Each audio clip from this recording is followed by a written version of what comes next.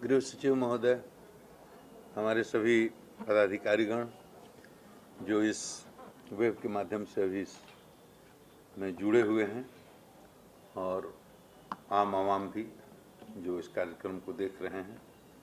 सबसे पहले डीजीपी बनने के पहले 6 महीना 8 महीना पहले से बिहार के करीब सारे जिलों में मैंने लगभग 200 से अधिक सभाएं की, बिहार को नशा मुक्त बनाने के लिए, बिहार को शराब मुक्त बनाने के लिए, और हर जगह लोगों को ये समझाया कि नशा से क्या नुकसान है। किसी प्रकार का नशा हो, शराब, कोकीन या हेरोइन या सिंथेटिक ड्रग्स, नशा किसी प्रकार का हो, नशा के सेवन से आदमी का नैतिक पतन होता है, चारित्रिक पतन होता है, उसका आत्मबल गिरता है, फ्रस्ट्रेशन और डिप्रेशन बढ़ता है, और इसलिए किसी प्रकार के नशे का सेवन आदमी के लिए अच्छा नहीं है। यही बात मैं समझाता था। अब ये बात किसी को समझाने की जरूरत नहीं है कि नशा करने से, शराब पीने से शरीर में हजारों तरह की बीमारियां होती हैं, आर्थिक नुकसान होता है, सामाजिक प्रतिष्ठा की हानि होती है, पारिवारिक जीवन तबाह होता है, बच्चों के संस्कार खराब होते हैं। ये सब बातें तो अनपढ़ भी जानते हैं और पढ़े लिखे जो विद्वान वो भी जानते हैं कि कोई नशा हो, चाहे शराब हो, ड्रग हो, किसी प्रकार का, उसका सेवन करेंगे शरीर कमजोर होगा और उसमें तरह तरह की, हजारों तरह की बीमारियां होती हैं, और उसके अलावा पैसे की हानि, आर्थिक हानि, सामाजिक प्रतिष्ठा की हानि, पारिवारिक जीवन में कलह, वो सब चीज़ें सब जानते हैं। लेकिन मैं एक दूसरी बात कह करके समझाता हूँ लोगों को। देखो, ईश्वर ने, मालिक ने, उस परवरदिगार ने, अल्लाह ताला ने सबको दो बहुत बेशकीमती चीज़ें दी हैं। बहुत कम समय है, कम समय में आपको बताना चाहता हूँ, इसलिए कि जो सुन रहे हैं वो दूसरों को बताएं। आप जितने लोग सुन रहे हैं वो सब बुद्धिमान हैं, आपके लिए कोई नई बात नहीं बता रहा हूँ, आप सब इसको जानते होंगे, लेकिन मैं आपको इसलिए बता रहा हूँ कि आप दूसरों को बताएंगे, मेरी इस बात को आम जनता तक पहुँचाएंगे, लोगों में अवेयरनेस बिल्डिंग होगा। दो चीज़ें बड़ी बेशकीमती हैं। जैसे हम जो दिखते हैं बाहर से, हमारा आउटर पर्सनालिटी है, लेकिन रियल जो इनर पर्सनालिटी है वो रियल पर्सनालिटी है। वो क्या है? तो मन और बुद्धि। तो क्वालिटी ऑफ माइंड और क्वालिटी ऑफ इंटेलेक्ट जैसा है वैसा ही हमारा व्यक्तित्व होगा। तो ऊपर से आदमी जो दिखता जैसा है, भीतर से भी वैसा हो ये जरूरी नहीं है। जिस तरह का उसका मन है, जिस तरह का इंटेलेक्ट की क्वालिटी है, वही उसका चरित्र है, वही उसका स्वभाव है, वही उसका असली स्वरूप है। तो शराब पीने से केवल शरीर नष्ट होता है या शरीर में बीमारी होती है, ये तो इसका बाह्य प्रभाव है जो सब देख सकते हैं, इस पर तो कोई बहस करने की जरूरत नहीं है। लेकिन एक बात लोग बहुत कम समझते हैं कि शराब या किसी प्रकार के नशा के सेवन करने से आदमी की बुद्धि नष्ट होती है, और जीवन के सारे निर्णय इसी बुद्धि से होते हैं, मन से या बुद्धि से। शरीर कर्मों का करता है, लेकिन शरीर को एक्शन में लाने वाला या तो आदमी का मन है या आदमी की बुद्धि है। और मन के द्वारा आदमी संचालित है, तो उसके निर्णय जितने होंगे वो डिफेक्टिव होंगे, उसमें दोष होगा। मतलब आप ऐसे इसको देसी भाषा में, देहाती भाषा में समझिए कि आपको जो मन करता है वो आप कर नहीं सकते, क्योंकि वहाँ शास्त्र की मर्यादा है, वहाँ धर्म की मर्यादा है। अगर धर्म और शास्त्र नहीं मानते, आप नास्तिक हैं, तो फिर कानून की मर्यादा है, सामाजिक मर्यादा है। तो कई रिस्ट्रिक्शंस हैं जिसके कारण मन में जो आए वो काम आप नहीं कर सकते। तो मन को आप आखिर नियंत्रित करते हैं, कंट्रोल करते हैं। तो कंट्रोल करने वाली जो इंस्ट्रूमेंट है, औजार है, जिससे मन को नियंत्रित किया जाता है, उसी का नाम इंटेलेक्ट है। हिंदी में उसको बुद्धि कहते हैं। इंद्रियों को नियंत्रित करता है मन। और मान लीजिए मैं बड़ा पदाधिकारी हूँ, मेरी बात से किसी छोटे पदाधिकारी को गुस्सा आ जाए, तो उसके मन में भाव आता है कि मैं इनको एक तमाचा जड़ दूं। ऐसे समझाएंगे तो आप बेहतर समझ सकते हैं। लेकिन वो तमाचा जड़ता नहीं है, अंदर भले गाली देता हो लेकिन तमाचा मारता नहीं है, क्योंकि तुरंत बुद्धि उसकी जो है, इंटेलेक्ट जो है उसका, मन को गवर्न कर लेता है कि तमाचा मारेंगे तो नौकरी जा सकती है, जेल जाना पड़ सकता है, काफ़ी मुसीबत का सामना करना पड़ सकता है। तो मन में भाव जरूर आता है लेकिन बुद्धि द्वारा मन को वो नियंत्रित कर लेता है।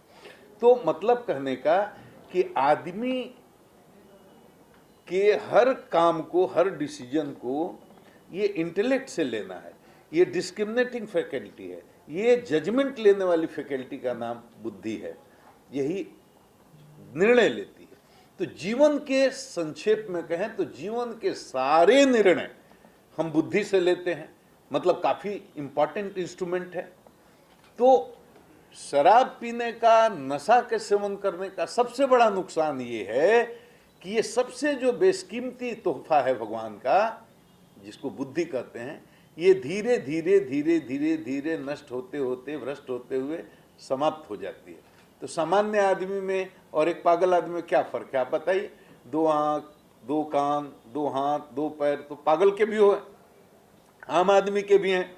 अगर कोई पागल आदमी आपके सामने आकर बैठ जाए अच्छे कपड़े पहन करके, मुंह न खोले, कोई काम न करे, आप नहीं समझ पाएंगे कि वो पागल है।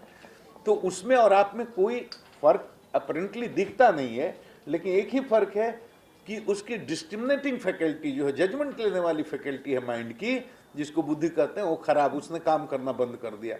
तो पागल, 4 आना बुद्धि खराब तो आदमी 4 आना पागल, 8 आना बुद्धि खराब आदमी 8 आना पागल, 16 आना बुद्धि खराब तो आदमी 16 आना पागल। तो पागल और सामान्य आदमी में यही फर्क है कि सामान्य आदमी की बुद्धि काम करती है, पागल काम नहीं करती। वो ट्रेन के सामने कूद जा सकता है, छत से छलांग लगा सकता है, आग में कूद सकता है, वो चाकू है तो अपना गला काट सकता है, अपनी बीवी बच्चों का गला काट सकता है। वो निर्णय ही नहीं ले सकता क्या करना उचित है, क्या करना अनुचित है। ये बुद्धि से निर्णय होते हैं और नशा का सेवन करने से धीरे धीरे ये बुद्धि कमजोर पड़ते पड़ते अंत में बिल्कुल ही भ्रष्ट होते होते खत्म हो जाती है।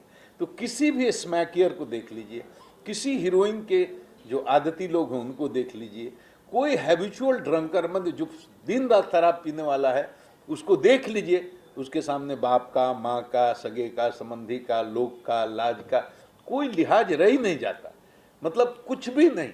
वो कहीं भी दारू पी करके पड़ा रहता है, गिरा रहता है।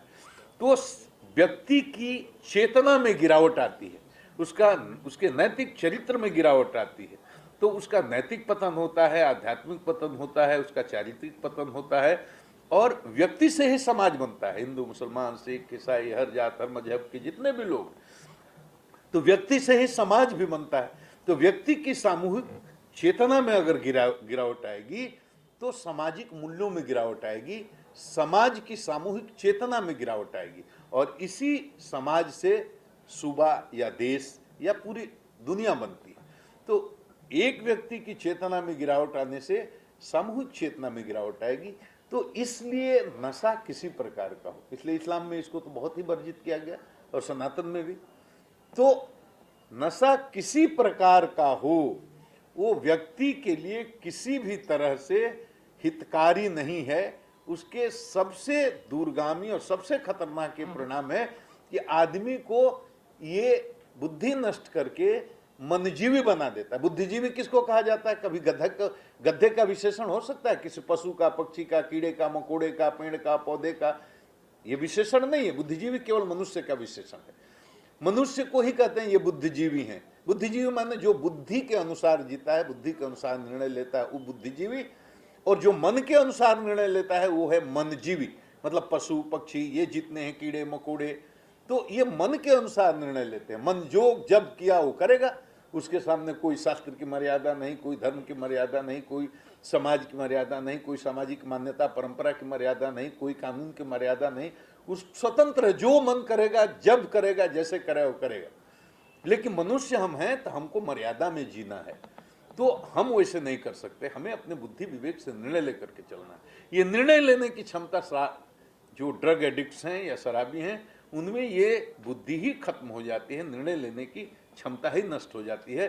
तो आप ये भी समझ लिए। दूसरा ये कि पूरी दुनिया में नशा का अपराध से बहुत गहरा संबंध है।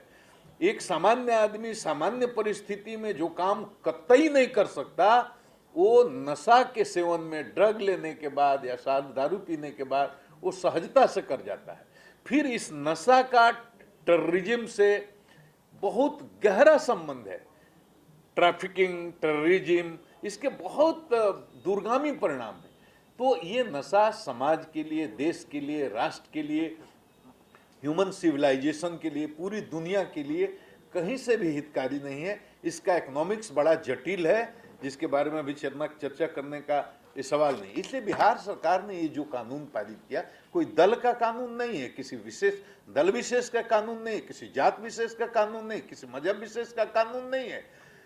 ये लोगों की सामाजिक चेतना को, उनके आध्यात्मिक चेतना को ऊपर उठाने के लिए, सामूहिक चेतना को ऊपर उठाने के लिए मैं इसको कहता हूं एक आध्यात्मिक कदम, और इसके बहुत दूरगामी परिणाम होंगे अगर हम इसको सख्ती से लागू करा पाए तो दृढ़ राजनीतिक संकल्प के साथ ये कानून आया है।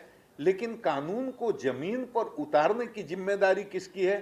ये हम लोगों की है और यहाँ की आम आवाम को भी है, क्योंकि चाहे कितना भी बढ़िया कानून हो, कोई कानून पूरी तरह से असरदार ढंग से जमीन पर तब तक नहीं लागू होगा जब तक उसको व्यापक जन समर्थन नहीं मिलेगा। ये बहुत जरूरी चीज है। जितनी जनता की ताकत, जितना व्यापक जन समर्थन कानून के साथ होगा, उतना ही असरदार ढंग से वो कानून जमीन पर उतरेगा।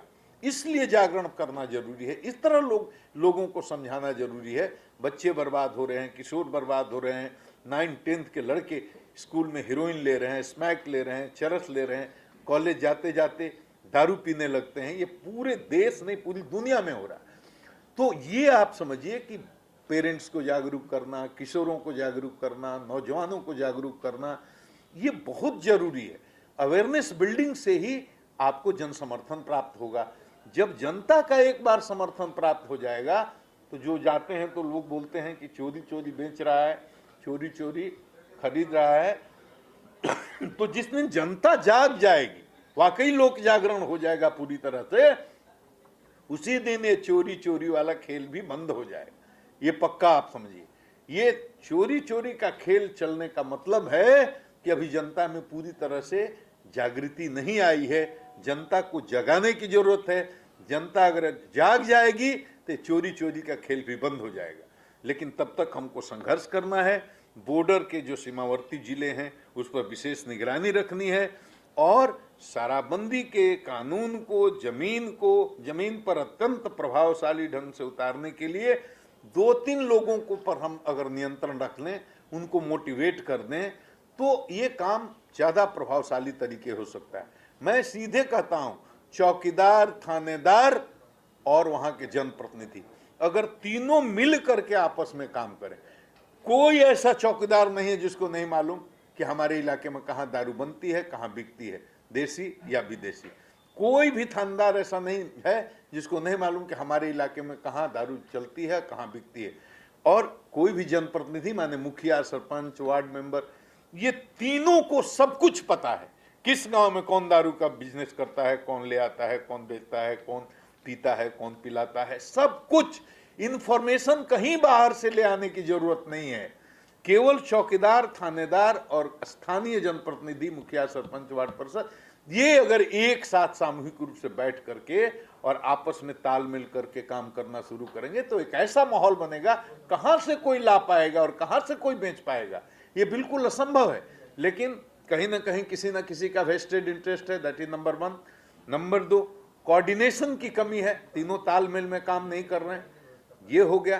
तो ये 2 कारणों से असरदार तरीके से जिस तरह से ये कानून जमीन पर उतरना था, उस तरह से संभवतः नहीं उतर पाया है। इसीलिए मैं जा करके लोगों से संवाद कर रहा हूँ, लोगों को समझा रहा हूँ।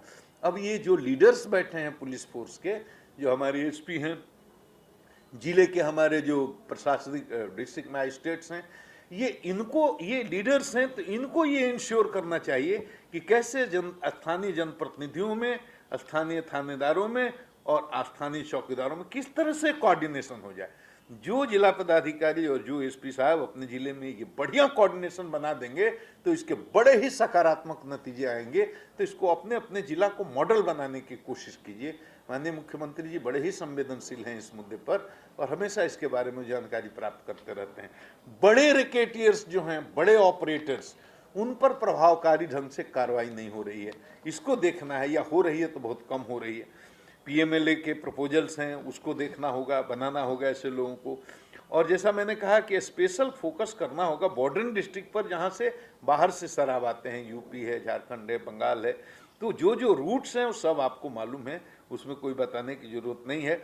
और मैं ये कह रहा हूँ फिर भी कि बिना लोगों के सपोर्ट के बड़ा मुश्किल है। तो लोगों को, जनप्रतिनिधियों को कॉन्फिडेंस में लीजिए, उनके साथ बैठक कीजिए। हमारे हो सकता है हमारे कुछ थानेदार, हमारे कुछ चौकीदार, हमारे कुछ जनप्रतिनिधि, उसमें 1-2% लोग हैं जिनका इसमें या तो इंटरेस्ट नहीं होगा या अदरवाइज इंटरेस्ट होगा। तो ऐसे लोगों को चिन्हित करके उन पर कार्रवाई करने की जरूरत है। हम लोगों ने 100 से अधिक ऐसे लोगों पर कार्रवाई की है, अपने लोगों को गिरफ्तार किया, मुकदमे किए हैं, जेल भेजा है। अब तो क्लियर मेरा आदेश है कि शराब पीने, पिलाने या बेचने, बिचवाने के स्पष्ट आरोप में अगर कोई आदमी पकड़ा जाता है तो मुकदमे करो, जेल भेजो और संविधान की धारा 311 में उसको उसी दिन, दूसरे दिन उसको डिसमिस कर दिया जाए।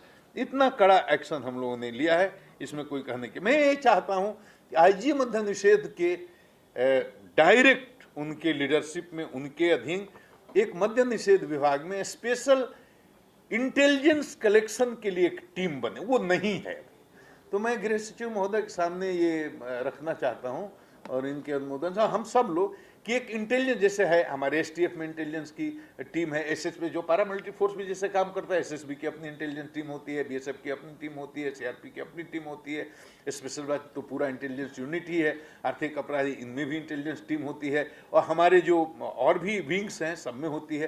तो मद्य निषेध में सबसे इंपॉर्टेंट चीज है इंटेलिजेंस कलेक्शन, और इंटेलिजेंस एकदम एक्शन ओरिएंट स्पेसिफिक हो, कि एकदम एक्शनेबल, जिसको कहते हैं एक्शनेबल इनपुट हो, हमारे पास इंफॉर्मेशन हो जहां हम जा करके हिट कर सकें।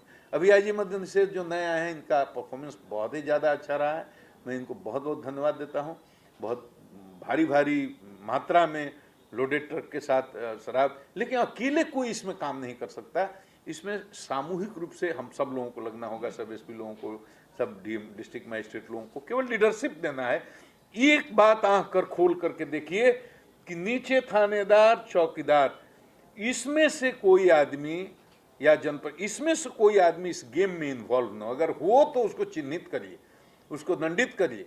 और कोऑर्डिनेशन जिस दिन बन जाएगा थानेदार, चौकीदार और स्थानीय जनप्रतिनिधियों में, आपका 80% काम आसान हो जाएगा और चोरी कोई बेचने का धंधा करने का हिम्मत भी नहीं करेगा। इतना ही मुझे कहना था। और टारगेटेड रेड्स हों, और बाकी स्पेशल ब्रांच के एडीजी यूके उन्होंने विस्तार से कह दिया, इसमें कहने का ये नहीं है। लेकिन एक बात जान जाइए, ये आध्यात्मिक काम है, ये बड़ा पुण्य का काम है। शराब आदमी को बर्बाद करती है, समाज को बर्बाद करती है, देश को बर्बाद करती है, मनुष्यता खत्म कर देती है। मैं हृदय से इस मुहिम से जुड़ा हुआ हूँ, केवल ड्यूटी समझ कर मैं नहीं करता, मेरे हृदय के बहुत करीब है ये विषय। मैं चाहता हूँ इसको आप भी अपना मिशन बना करके काम करेंगे तो बहुत जल्दी इसके नतीजे आएंगे।